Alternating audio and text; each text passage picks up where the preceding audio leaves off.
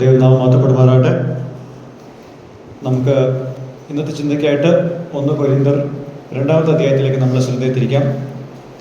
കഴിഞ്ഞ മാസങ്ങളായിട്ട് ഞാനിവിടെ വരുന്ന സമയത്ത് 1 കൊരിന്ത്യരാണ് പഠിക്കുന്നത്. നമുക്ക് ഇന്ന് 2-ാമത്തെ അധ്യായത്തിൻ്റെ 6-ാമത്തെ വാക്യം മുതൽ 16-ാമത്തെ വാക്യം നമുക്ക് ചിന്തിക്കാം. കഴിഞ്ഞ പ്രാവശ്യം നമ്മളതിൻ്റെ ആദ്യ ഭാഗം ചിന്തിച്ചു. ഈ സെഷനിൽ നമുക്കത് തീർക്കാമെന്ന് ഞാൻ വിശ്വസിക്കുന്നു. We continue looking at God's wisdom that the believing community could understand. വിശ്വാസ സമൂഹത്തിന് മനസ്സിലാക്കാൻ സാധിക്കുന്ന ദൈവജ്ഞാനത്തെ പറ്റി നാം ചിന്തിച്ചുകൊണ്ടിരിക്കുകയാണ്. നമ്മൾ കഴിഞ്ഞ തവണ പറഞ്ഞ കാര്യം, പരിശുദ്ധാത്മാവ് കേൾവിക്കാരുടെ മനസ്സിൽ എങ്ങനെയാണ് പ്രവർത്തിക്കുന്നത് എന്നുള്ളതാണ്. സുവിശേഷം കേൾക്കുമ്പോൾ പരിശുദ്ധാത്മാവ് കേൾവിക്കാരുടെ മനസ്സിൽ എങ്ങനെയാണ് പ്രവർത്തിക്കുന്നത്.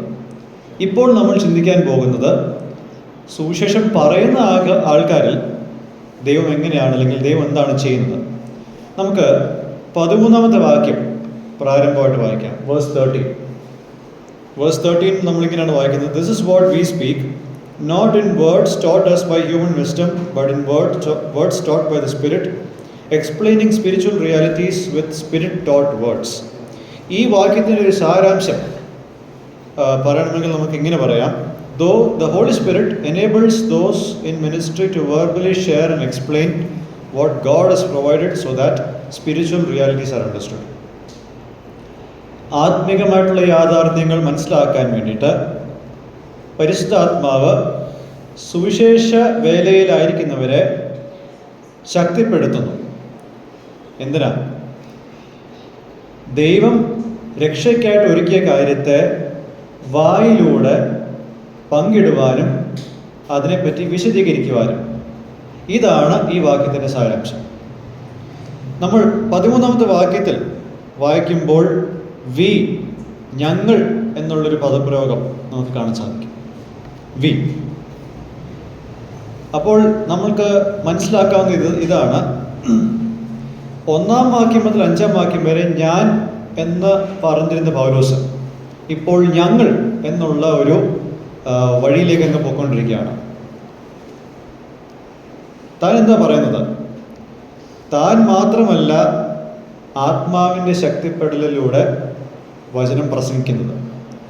താൻ ഇപ്പോൾ അപ്പൊല്ലോസിന് വേണ്ടിയിട്ടും കേഫാവിന് വേണ്ടിയിട്ടും സംസാരിക്കുകയാണ്. അതുകൊണ്ടാണ് 1-ാം വാക്യം മുതൽ 5-ാം വാക്യം വരെ ഞാൻ എന്ന് പറഞ്ഞിരുന്ന സ്ഥാനത്ത് ഇപ്പോൾ ഞങ്ങൾ എന്ന് പറയുന്നത്. കാരണം പൗലോസിനെ പോലെ തന്നെ കേഫാവും അപ്പൊല്ലോസും ഈ സഭയിലുണ്ടായ ഭിന്നതയെപ്പറ്റി ആശങ്കയുള്ളവരാണ്. They are disturbed. അവർ രണ്ടുപേരും ഈ സഭയിൽ പ്രവർത്തിച്ചപ്പോൾ ഇങ്ങനൊരു വിഭജനം അല്ലെങ്കിൽ ഇങ്ങനൊരു പാർട്ടീഷൻ ഉണ്ടാവുമെന്ന് അവർ പോലും വിചാരിച്ചില്ല. അവരങ്ങനെ ചിന്തിച്ചിട്ടല്ല ഇവിടെ പ്രവർത്തിച്ചത്. പക്ഷേ അതിവിടെ നടന്നപ്പോൾ അവർക്ക് സങ്കടമായി.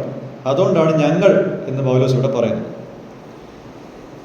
Whatever God has freely given to mankind is what Paul, Apollos and Cephas speak. ദൈവം മനുഷ്യന് സൗജന്യമായി കൊടുത്ത കാര്യത്തെപ്പറ്റിയാണ് ഈ 3 പേരും സംസാരിക്കുന്നത്. പൗലോസും അപ്പൊല്ലോസും കേഫാവും. മനുഷ്യജ്ഞാനത്താൽ പഠിച്ച കാര്യങ്ങളല്ല, അല്ലെങ്കിൽ പഠിച്ച വാക്കുകളല്ല, മറിച്ച് ആത്മാവ് പഠിപ്പിച്ച വാക്കുകളാണ് ഇവിടെ പറയുന്നത്.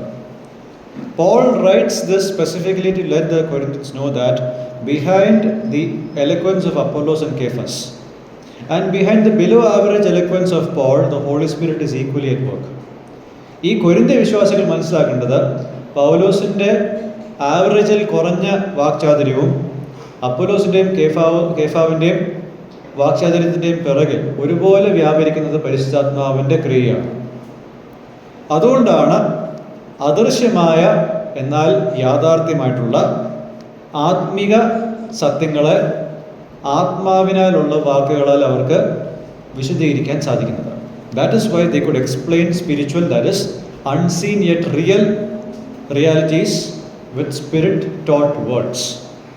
അപ്പോൾ ഇവിടെ നമുക്ക് നമ്മുടെ ഫസ്റ്റ് ലെസൺ കാണാൻ സാധിക്കും. ദൈവവചന ശുശ്രൂഷകരെന്ന നിലയിൽ നാം മനസ്സിലാക്കേണ്ടത്, the Holy Spirit helps our listeners to understand and comprehend what we preach. Irrespective of what our speaking or oratory skills are. നമ്മളുടെ വാക്ചാതുര്യമോ സംസാരത്തിൻ്റെ പ്രാവീണ്യമോ ഒന്നുമല്ല, മറിച്ച് നാം പ്രസംഗിക്കുന്നത് കേൾവിക്കാർ നേരെ ചൊവ്വേ മനസ്സിലാക്കുവാനും ഗ്രഹിക്കാനും അവരെ സഹായിക്കുന്നത് പരിശുദ്ധാത്മാവാണ്. എന്നാൽ ഇത് മനസ്സിലാക്കുമ്പോൾ നമ്മളിൽ ചിലർ ഇങ്ങനൊരു ധാരണയിലേക്കാണ് പോകുന്നത്, നമ്മളുടെ വചന ശുശ്രൂഷയുടെ കാര്യത്തിൽ നമുക്ക് പ്രത്യേകിച്ച് വലിയ തയ്യാറെടുപ്പുകളൊന്നും വേണ്ട എന്നുള്ളൊരു ചിന്ത നമുക്കുണ്ടാവും. ഇങ്ങനെയുള്ളവർ പറയുന്നത് തിയോളജി ഒന്നും പഠിക്കണ്ട, ദൈവശാസ്ത്രം ഒന്നും പഠിക്കണ്ട, ആഴത്തിലുള്ള ഒരു ഡീറ്റെയിൽഡ് പ്രിപ്പറേഷന് സമയം കണ്ടെത്തണ്ട. കാരണം അവരെ സംബന്ധിച്ചിടത്തോളം ഉടനെ തന്നെ ആത്മാവ് അവർക്ക് വചനം കൊടുക്കും. ഇത് വേറൊരു വാക്യത്തിന് ദുർവ്യാഖ്യാനമാണ്. അതായത് അന്നാളിൽ നിങ്ങൾ എന്ത് സംസാരിക്കണമെന്ന് ആകുലപ്പെടേണ്ട, പരിശുദ്ധാത്മാവ് നിങ്ങൾക്ക് നൽകും. അത് ദൈവ ജനത്തിൻ്റെ ശത്രുക്കളുടെ മുമ്പിൽ നമ്മൾ ആയിത്തീരുമ്പോൾ അവരുടെ മുമ്പിൽ സംസാരിക്കാൻ വേണ്ടിയിട്ടുള്ള വാക്യമാണ് അവിടെ പറയുന്നത്. അല്ലാതെ ദൈവസഭയിലുള്ള കാര്യത്തെപ്പറ്റിയല്ല കർത്താവ് അവിടെ പറഞ്ഞിരിക്കുന്നത്. അപ്പോൾ ആ ഒരു വാക്യം ദുരുപയോഗം ചെയ്ത് ഈ ലാക്ക് ഓഫ് പ്രിപ്പറേഷനെ നമ്മൾ ന്യായീകരിക്കാൻ ഒരിക്കലും ശ്രമിക്കരുത്. ലാക്ക് ഓഫ് പ്രിപ്പറേഷൻ, തയ്യാറെടുപ്പില്ലായ്മ, അത് തെറ്റാണ്. Okay. In spite of Paul's lack of eloquence, Paul always kept learning. പൗലോസിന് വേണ്ടത്ര വാക്ചാതുര്യം ഈ സ്ഥലത്തില്ലെങ്കിൽ പോലും പൗലോസിൻ്റെ പഠനത്തിന് യാതൊരു കുറവും നമുക്ക് കാണാൻ സാധിക്കത്തില്ല. He always kept remembering Christ and Him crucified. ക്രൂശിക്കപ്പെട്ട ക്രിസ്തുവിനെ താൻ എന്നേക്കും എല്ലായ്പ്പോഴും ഓർത്തുകൊണ്ടിരിക്കുകയാണ്. ഓക്കെ. നമ്മളിൽ പലരും വചനം പഠിക്കുന്ന കാര്യത്തിൽ വളരെ അലസത മനോഭാവമുള്ളവരാണ്. അതൊരു മുൻഗണനയായിട്ട് നമ്മൾ കാണാറില്ല. എന്നിട്ട് ഈ മുൻഗണനയായിട്ട് കാണാത്ത ആൾക്കാർ അവരെ തന്നെ വിശേഷിപ്പിക്കുന്നത് ആത്മാവിൽ ആശ്രയിച്ചുള്ള പ്രസംഗമാണെന്നുള്ളത് പറയും. They will label themselves as spirit dependent. See, ദൈവവചനത്തിലുള്ള അറിവില്ലായ്മയെ പറ്റി അഹങ്കരിക്കാനൊന്നുമില്ല. There is nothing to boast about our lack of knowledge in the scriptures. ശരിയാണ്, നമ്മളുടെ അറിവില്ലായ്മ നിമിത്തവും ഇടയ്ക്കിടയ്ക്കൊക്കെ ദൈവം നമ്മളുടെ പ്രസംഗത്തെ ഉപയോഗിക്കാറുണ്ട്. അത് ശരിയാണ്. പക്ഷേ അതൊരു എക്സെപ്ഷനാണ്, അതൊരു നിയമമല്ല. അതുകൊണ്ട് ശുശ്രൂഷ രംഗത്തിരിക്കുന്ന എല്ലാവരും ഓർക്കേണ്ട ഒരു കാര്യം, തിരുവെഴുത്ത് നമ്മളെ പ്രബോധിപ്പിക്കുന്നത് തിരുവെഴുത്ത് ആഴമായി പഠിക്കാനാണ്. ചില വാക്യങ്ങളുടെ റെഫറൻസ് ഞാൻ പറയാം, അത് പിന്നീട് നിങ്ങൾ നോക്കിയാൽ മതി. 1 തിമോത്തിയോസ് 4:13 മുതൽ 16 വരെ, 2 തിമോത്തിയോസ് 2:15, 3:14. ഈ ഭാഗങ്ങളിലെല്ലാം പൗലോസ് തിമോത്തിയോസിനോട് പറയുന്ന പ്രബോധനത്തിൽ do yourself to study the scriptures deeply. വചനം വളരെ ആഴമായിട്ട് പഠിക്കുവാനുള്ള പ്രബോധനമാണ് പൗലോസ് തിമോത്തിയോസിന് കൊടുക്കുന്നത്. ഇനി നമുക്ക് 14-ാമത്തെ വാക്യത്തിലേക്ക് നമ്മുടെ ശ്രദ്ധയെ തിരിക്കാം. അതൊന്ന് വായിക്കാം. നമുക്ക് മലയാളത്തിൽ ആരും ഒന്ന് വായിക്കാൻ സാധിക്കും? 2:14.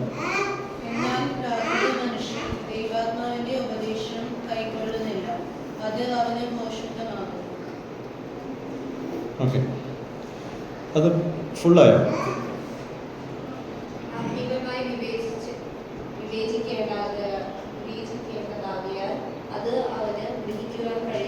ഓക്കെ. 14-ാമത്തെ വാക്യത്തിൻ്റെ വിഷയം ഇതാണ്: the inability of a person without the Holy Spirit to make sense of God's saving plan. ദൈവത്തിൻ്റെ രക്ഷണ പദ്ധതിയെപ്പറ്റി മനസ്സിലാക്കുവാൻ കഴിയാത്ത ഒരവസ്ഥയാണ് ആത്മാവില്ലാത്തൊരു വ്യക്തിക്ക്.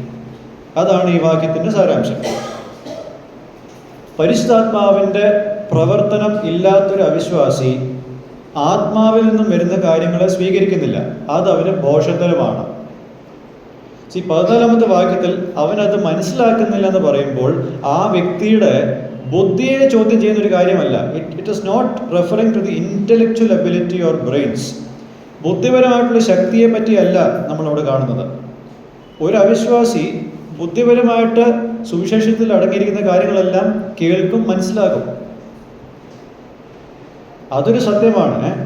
ഒരു അവിശ്വാസി സുവിശേഷ സത്യങ്ങളെല്ലാം മനസ്സിലാക്കുന്നുണ്ട് ഇൻ്റലക്ച്വലായിട്ട്. പക്ഷേ what is happening? He doesn't see himself or consider himself as one in need of salvation found in Jesus who is crucified. ക്രൂശിതനായ യേശുവിൽ ഉള്ള രക്ഷയുടെ ആവശ്യകത തനിക്കില്ലെന്ന് താൻ ചിന്തിക്കുന്നു, അല്ലെങ്കിൽ തനിക്കിതിൻ്റെ ആവശ്യമില്ലെന്ന് താൻ ചിന്തിക്കുന്നു. കാര്യം കേട്ടതൊക്കെ മനസ്സിലായി, പക്ഷെ ഞാൻ എന്നെ ഒരു പാപിയായിട്ട് കാണുന്നില്ല, യേശുവിന് എനിക്ക് ആവശ്യമില്ലെന്നുള്ളതാണ് ആ വ്യക്തി പറയുന്നത്. മനസ്സിലാവുന്നുണ്ടോ? അതാണ് ഇവിടെ പറയുന്നത്. സോ 3-ാമത്തെ അധ്യായത്തിൻ്റെ 19-ാമത്തെ വാക്യത്തിൽ we see like this: wisdom of this world is foolishness in God's sight. ഈ ലോകത്തിൻ്റെ ജ്ഞാനം ദൈവത്തിന് മുമ്പിൽ ഭോഷത്തരമാണ്. ദൈവത്തിന് മുമ്പിൽ ഭോഷത്തരമാണെന്ന് പറയുമ്പോൾ ദൈവത്തിനത് മനസ്സിലാക്കാഞ്ഞിട്ട് അല്ല അത് ഭോഷത്തരമാകുന്നത്. ദൈവത്തിന് ഈ ലോകത്തിന് ജ്ഞാനമെല്ലാം അറിയാം. God knows the philosophies of this world. എല്ലാം ദൈവത്തിന് അറിയാം. അപ്പോൾ പിന്നെ എന്താണ് നമ്മളിവിടെ മനസ്സിലാക്കേണ്ടത്? അവിശ്വാസി, അതായത് ആത്മാവില്ലാത്തൊരു വ്യക്തി യേശുവിനെ വേണ്ട രീതിയിൽ കാണുവാൻ കഴിയുന്നില്ല. He doesn't see that Jesus is worthy to save. യേശു രക്ഷിക്കുവാൻ കഴിവുള്ളവനാണെന്ന് ആത്മാവില്ലാത്ത വ്യക്തിക്ക് കാണാൻ കഴിയുന്നില്ല. He intellectually understands this and labels it as foolishness. ബുദ്ധിപരമായിട്ട് സുവിശേഷ സത്യങ്ങളെല്ലാം മനസ്സിലാക്കി, പക്ഷേ ഇതിനെ ഭോഷത്തരമായിട്ട് കാണുന്നു. It takes the opening of their spiritual eyes by the Holy Spirit to see this as God's wisdom and as truth. ഇത് ദൈവത്തിൻ്റെ ജ്ഞാനമായിട്ടും സത്യമായിട്ടും ഇവർക്ക് മനസ്സിലാവണമെങ്കിൽ ആത്മാവിൻ്റെ പ്രകാശനം ഒരു വ്യക്തിയുടെ ഉള്ളിൽ ഉണ്ടായിരിക്കും. ആത്മാവിൻ്റെ പ്രവർത്തനം ഇല്ലാതിരിക്കുന്നുവെങ്കിൽ ഈ സത്യത്തിൻ്റെ വിവേചനം ഇവർക്ക് കഴിയുന്നതല്ല. സോ ഈ ഒരു സത്യം, അതായത് പൗലോസ് ഇവിടെ 14-ാമത്തെ വാക്യത്തിൽ പറയുന്ന ഈ ഒരു സത്യം കൊരിന്ത്യ വിശ്വാസികൾക്ക് ഒരു വേക്കപ്പ് കോളായിട്ട്, അവരുടെ ഈ ആത്മികമായിട്ടുള്ള ഈ തളർച്ചയുടെ അവസ്ഥയിൽ നിന്നും അവരെ ഉണർത്താൻ വേണ്ടിയിട്ടുള്ള ഒരു വിളിയായിട്ടാണ് നമ്മൾ ഇതിനെ കാണുന്നത്. കാരണം ഈ കൊരിന്ത്യ വിശ്വാസികൾ അവരുടെ പ്രിയപ്പെട്ട പ്രാസംഗികരെയും അവരുടെ വാക്ചാതുര്യത്തെയും പറ്റി ഒരുപാട് ആരാധന കൂടി നടക്കുന്നവരാണ്. അവരുടെ അടുത്ത് ഈ വാചകം താൻ പറയുന്നത് എന്തുകൊണ്ടാണ്? സുവിശേഷ സത്യങ്ങൾ ഇവർക്ക് ഗ്രഹിക്കാൻ സാധിച്ചു എങ്കിൽ, അത് സ്വീകരിക്കാൻ സാധിച്ചുവെങ്കിൽ, സത്യമാണെന്ന് മനസ്സിലാക്കി അത് സ്വീകരിക്കാൻ സാധിച്ചുവെങ്കിൽ അത് പരിശുദ്ധാത്മാവിൻ്റെ ക്രിയ നിമിത്തമാണ്, അല്ലാതെ അവരുടെ പ്രിയപ്പെട്ട പ്രാസംഗികരുടെ വാക്ചാതുര്യമോ വാക്കുകളോ കൊണ്ടോ അല്ല. ശരിയാണ്, ഇവർക്ക് പ്രിയപ്പെട്ട പ്രാസംഗികരുണ്ട്, പക്ഷേ അവരത്രയും പൊക്കി പറയേണ്ട കാര്യമൊന്നുമില്ല. കാരണം അവരുടെ വാക്കുകൾക്കപ്പുറം പരിശുദ്ധാത്മാവാണ് അതിനെ ഉപയോഗിച്ചത്. സോ ഇവിടെയാണ് ഇവിടുത്തെ 2-ാമത്തെ ലെസൺ നാം കാണുന്നത്. Never ever take credit for the placing of your faith in Jesus as your faith is enabled by the giving of the Holy Spirit. നിങ്ങൾ ക്രിസ്തുവിൽ വിശ്വസിച്ചു എന്നുള്ളതിൻ്റെ മഹത്വം നിങ്ങൾ തന്നെ എടുക്കാതിരിക്കണം. ഞാൻ വിശ്വസിച്ചു, എനിക്ക് കഴിവുള്ളതുകൊണ്ട് ഞാൻ വിശ്വസിച്ചു, ഞാൻ ചിന്തിച്ചതുകൊണ്ട് ഞാൻ വിശ്വസിച്ചു എന്ന് പറയാനുള്ള യോഗ്യത നമുക്കില്ല. കാരണം പരിശുദ്ധാത്മാവ് നമ്മളുടെ മനസ്സിനെ തുറന്നിട്ടില്ല എങ്കിൽ നമുക്ക് ആ ഒരു തീരുമാനത്തിലേക്ക് എത്തുവാൻ കഴിയുന്നതല്ല. You are dead in sins and trespasses. നമ്മളെല്ലാവരും അതിക്രമങ്ങളിലും പാപങ്ങളിലും മരിച്ചു കിടക്കുന്ന ആയിരുന്നു. അവിടെ നിന്ന് ദൈവം നമ്മളെ ജീവിപ്പിച്ചു. He made us alive. ഇതേ പ്രബോധനം തന്നെയാണ് പ്രസംഗത്തിനും നമ്മൾ കൊടുക്കുന്നത്. ശരിയാണ്, മണിക്കൂറുകളോളം നമ്മൾ ഒരു ഭാഗം പഠിച്ച് തയ്യാറാക്കി എല്ലാം വന്നിട്ടുണ്ടാവാം. ശരിയാ, അത് നല്ല കാര്യം തന്നെയാണ്, അതാണ് നല്ല കാര്യം. പക്ഷേ നമ്മൾ മനസ്സിലാക്കേണ്ടത്, പ്രാസംഗികർ എന്ന രീതിയിൽ നാം മനസ്സിലാക്കേണ്ടത്, കേൾവിക്കാരിൽ പരിശുദ്ധാത്മാവിൻ്റെ പ്രവർത്തനം വ്യാപരിക്കാത്തിടത്തോളം കാലം ഏറ്റവും നല്ല പ്രസംഗം കാതുകളിൽ കയറത്തില്ല. ഞാനിപ്പോൾ എത്ര നല്ലപോലെ പ്രസംഗിച്ചാലും ദൈവത്തിൻ്റെ ആത്മാവ് നിങ്ങളുടെ ഉള്ളിൽ വസിച്ചിട്ടില്ല എങ്കിൽ, പ്രവർത്തിച്ചിട്ടില്ല എങ്കിൽ, വേറെ ഏത് സന്ദേശത്തെ പോലെ ഇത് നിങ്ങളുടെ ചെവി കൂടെ കയറി കടന്നു പോകും. It will not make sense to you. അതുകൊണ്ട് don't go around boasting about your ability and your ministry to grab the attention and glory that belongs only to God due to what he does.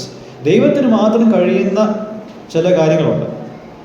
Okay, അത് പിടിച്ചു പറ്റുവാനും ദൈവത്തിൻ്റെ മഹത്വത്തെ നമ്മളുടെ കയ്യിൽ വരുത്തുവാനും നമ്മൾ അഹങ്കരിച്ച് നടക്കേണ്ട കാര്യമില്ല. അതായത് ഞാൻ എല്ലാ ശുശ്രൂഷയ്ക്കും അവൈലബിൾ ആണ്, ഞാൻ ഭയങ്കര തയ്യാറെടുപ്പാണ് എന്നൊക്കെ പറഞ്ഞ് എനിക്ക് എന്നെ തന്നെ പോക്കി പറയേണ്ട കാര്യമൊന്നുമില്ല. ഇനി നമുക്ക് 15ഉം 16ഉം വാക്യങ്ങളൊന്ന് വായിച്ചാട്ടെ. ആത്മീകമായി വിവേചിക്കേണ്ടതാകിയാൽ അത് അവന് ഗ്രഹിക്കാൻ കഴിയുന്നതുമല്ല. ആത്മീകനോ സകലത്തെയും വിവേചിക്കുന്നു, താൻ ആരാലും വിവേചിക്കപ്പെടുന്നതുമില്ല. കർത്താവിന്റെ മനസ്സറിഞ്ഞ് അവനെ ഗ്രഹിപ്പിക്കാവുന്നവൻ ആർ? നാമോ ക്രിസ്തുവിന്റെ മനസ്സുള്ളവരാകും. ഓക്കെ, ഈ ഒരു സെറ്റ് വാക്യങ്ങൾക്ക് ഞാൻ കൊടുക്കുന്ന തലക്കെട്ട് ഇതാണ്: God's wisdom present behind a believer making the right evaluation about things that God has done. ദൈവം ചെയ്തിരിക്കുന്ന കാര്യങ്ങളെപ്പറ്റി ശരിയായ വിശകലനം ചെയ്യുന്ന വിശ്വാസിയുടെ പിറകിലുള്ള ദൈവത്തിൻ്റെ ജ്ഞാനം. ഈ രണ്ട് വാക്യങ്ങൾ അതിനെപ്പറ്റിയാണ് പറയുന്നത്. ആത്മാവുള്ളൊരു വ്യക്തി എല്ലാ കാര്യത്തിനെ പറ്റിയും ശരിയായ രീതിയിൽ വിവേചിക്കുന്നു, ശരിയായ തീരുമാനങ്ങൾ എടുക്കുന്നു. അതായത് ദൈവം കാണുന്നതിൻ്റെ വെളിച്ചത്തിൽ എല്ലാത്തിനെയും കാണുവാൻ താൻ ശ്രമിക്കും. He will see everyone and everything in light of how God sees it, not by what worldly expectations are present in people. ലോകപ്രകാരമുള്ള ചില മാനദണ്ഡങ്ങൾ വെച്ച് അളക്കുന്നത് പോലല്ല, ദൈവം കാണുന്നത് പോലെ അളക്കും. Such a person will not henceforth resort to elevating humans more than God. ദൈവം കാണുന്ന രീതിയിൽ നാം എല്ലാവരും അന്യോന്യം കണ്ടു തുടങ്ങിയാൽ പിന്നെ ഒരു മനുഷ്യനെ നമ്മൾ ദൈവത്തിനെ പോലെ അല്ലെങ്കിൽ ദൈവത്തെക്കാൾ അപ്പുറമായിട്ട് നമ്മൾ കാണുവാനോ സ്നേഹിക്കാനോ ശ്രമിക്കത്തില്ല. Also such a person is not subject to mere human judgments that unbelievers or outsiders make as mockery of Jesus' death. യേശുവിൻ്റെ മരണത്തെ തമാശ എന്ന രൂപേണയിൽ കാണുന്ന അല്ലെങ്കിൽ പരിഹസിക്കുന്ന അവിശ്വാസികളുടെയോ പുറമേ ഉള്ള ആൾക്കാരുടെ വിധികളെയൊന്നും പേടിക്കുന്ന അല്ലെങ്കിൽ അതിനെപ്പറ്റി ചിന്തിക്കുന്ന ആകുലപ്പെടുന്ന ഒരാളായിരിക്കത്തില്ല ദൈവത്തിൻ്റെ ആത്മാവ് വസിക്കുന്ന ഒരാൾ. The religious elite or social elite would ridicule the Corinthians for their faith in Jesus, who is crucified. അന്നത്തെ മത നേതാക്കളും സമൂഹത്തിലെ നേതാക്കളും എല്ലാം ഈ കൊരിന്തി വിശ്വാസികളെ പുച്ഛത്തോടെ കാണും. ക്രൂശിതനായ യേശുവിൽ വിശ്വസിക്കുന്നതിൻ്റെ കാര്യത്തിൽ ആ സമൂഹം ഈ സമൂഹത്തെ, അതായത് വിശ്വാസ സമൂഹത്തെ പുച്ഛത്തോടെ കാണും. But the believers ought to remember the work of the Spirit in them so that they wouldn't be bogged down by how the world views them. ലോകം ഞങ്ങളെ ഇങ്ങനെ വെറുപ്പോടെ കാണുന്നുവെങ്കിലും അതിൽ ഭാരപ്പെടേണ്ടതായിട്ടില്ല എന്ന് അവർക്കൊരു ബോധ്യമുണ്ടാകണമെങ്കിൽ ആത്മാവിൻ്റെ പ്രവർത്തനത്തിൻ്റെ ഓർമ്മ അവർക്ക് എല്ലായ്പ്പോഴും ഉണ്ടായി തീരും. പൗലോസ് 16-ാമത്തെ വാക്യത്തിൽ യെശയ്യാവ് 40:13 ഇവിടെ കോട്ട് ചെയ്തിരിക്കുന്നത്. He does that to reflect on the plan of how humanly unattainable it is for the human mind, outside of the Spirit's work, to comprehend what God has done regarding the salvation of mankind through the cross. ക്രൂശിലൂടെ സാധ്യമാക്കിയ മനുഷ്യരക്ഷയുടെ പദ്ധതിയെ ഗ്രഹിക്കുവാൻ ആത്മാവിൻ്റെ പ്രവർത്തനത്തിൻ്റെ വെളിയിൽ മനുഷ്യന് ഇത് ഗ്രഹിക്കുവാനോ ചിന്തിക്കുവാനോ സ്വീകരിക്കുവാനോ അസാധ്യമാണ്. Who has known the mind of the Lord so as to instruct him? നമ്മൾ ആരെങ്കിലും ദൈവത്തോട് പറഞ്ഞിട്ടുണ്ടോ ഈ വഴിയിൽ കൂടി തന്നെ വേണം രക്ഷ നടപ്പിലാക്കാൻ? നമ്മളാണ് പറയുന്നതെങ്കിൽ കർത്താവ് ഒരു പാലസിൽ ജനിച്ചേനെ, കർത്താവിൻ്റെ മരണം ഒരു യുദ്ധത്തിൽ നടന്നേനെ. പക്ഷെ ദൈവത്തിൻ്റെ ജ്ഞാനത്തിൽ ക്രൂശിലൂടെ തന്നെ നടക്കണമെന്നായിരുന്നു ദൈവത്തിൻ്റെ പ്ലാൻ. കർത്താവിൻ്റെ ജനനം ഒരു തൊഴുത്തിൽ ആകണമെന്നായിരുന്നു ദൈവത്തിൻ്റെ പ്ലാൻ. അതൊന്നും നമ്മളുടെ യുക്തിക്ക് നിരക്കുന്ന കാര്യമല്ല. പക്ഷേ ദൈവത്തിൻ്റെ യുക്തിക്ക് നിരക്കുന്ന കാര്യം നമ്മൾ മനസ്സിലാക്കണമെങ്കിൽ ആത്മാവിൻ്റെ സഹായം കൂടിയേ തീരും. അത് സത്യമാണെന്ന് തിരിച്ചറിയാം. So those who find the idea of a crucified Jesus as humanly absurd are not worthy or big enough to get into God's mind or give counsel or instruct God and tell him what is right or wrong. ക്രൂശിതനായ യേശു, ആ യേശുവിനോടുള്ള രക്ഷൻ്റെ സന്ദേശം അത് ഒരു പോഷത്തരമാണെന്ന് ചിന്തിക്കുന്ന ആൾക്കാർ ദൈവത്തിൻ്റെ ഒപ്പം എത്തി ദൈവത്തിന് ആലോചന പറഞ്ഞു കൊടുക്കാനുള്ള അത്രയും ആംബിയർ ഒന്നും ആർക്കും ഇല്ല. ദൈവം ഈ ചെയ്യുന്നത് ശരിയല്ല, തെറ്റാണെന്ന് പറയാനുള്ള യോഗ്യത ഒരു മനുഷ്യനും ഇല്ല. But Paul and the Corinthians who have been worked upon by the enlightening ministry of the Holy Spirit to be open to Jesus must have or now they have the mind of Christ. പരിശുദ്ധാത്മാവിൻ്റെ പ്രവർത്തന നിമിത്തം പൗലോസിനും കൊരിന്ത്യ വിശ്വാസികൾക്കും ഒരുപോലെ ക്രിസ്തുവിനെ കാണുവാനും സ്വീകരിക്കാനും ഇടയായി അവർക്കിപ്പോൾ ക്രിസ്തുവിൻ്റെ മനസ്സാണ് ഉള്ളത്. See, it wasn't persuasive words, but the spirit that enabled their minds to be filled by Jesus. പൗലോസിൻ്റെ ജീവിതം ഒന്ന് നോക്കിയാൽ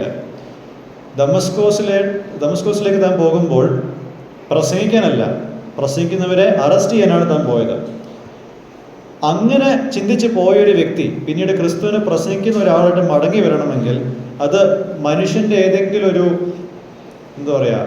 വാക്കിലൂടെ നടക്കുന്നൊരു കാര്യമല്ല. പ്രത്യേകിച്ച് പൗലോസിനെ പോലുള്ളൊരു വ്യക്തിക്ക്. നമ്മളാണെങ്കിൽ പിന്നെ നോക്കും. പൗലോസിനെ സംബന്ധിച്ചിടത്തോളം എബ്രായ തിരുവെഴുത്തെല്ലാം വളരെ പരിചയമുള്ള നല്ല പാരമ്പര്യമുള്ള ഒരാളാണ് പൗലോസ്.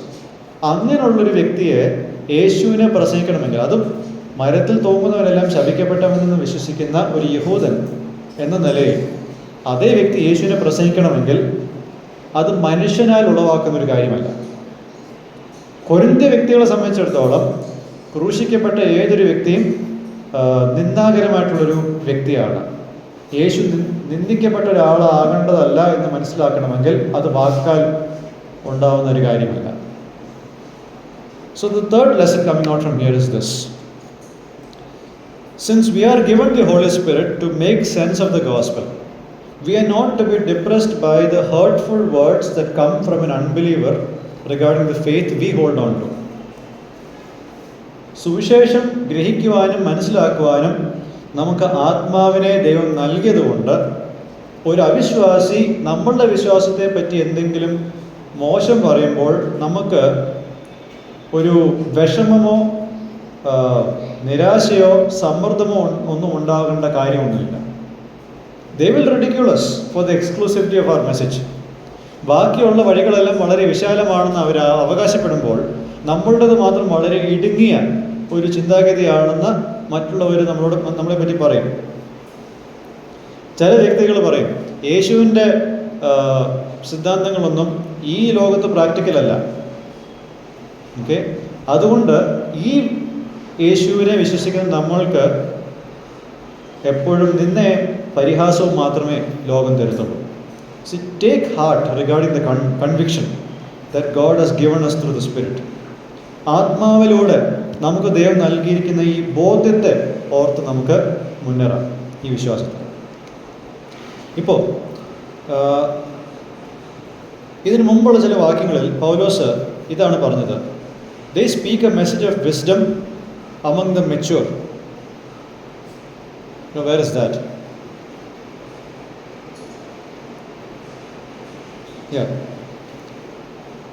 പക്വതയുള്ളവരുടെ ഇടയിൽ ജ്ഞാനത്തിൻ്റെ ഒരു വാക്ക് അല്ലെങ്കിൽ ജ്ഞാനത്തിൻ്റെ ഒരു സന്ദേശം അവർ പറയുന്നു. 6-ാമത്തെ വാക്യത്തിൽ അതൊന്ന് വായിക്കാമോ? 6-ാമത്തെ വാക്യം വായിച്ചാട്ടെ.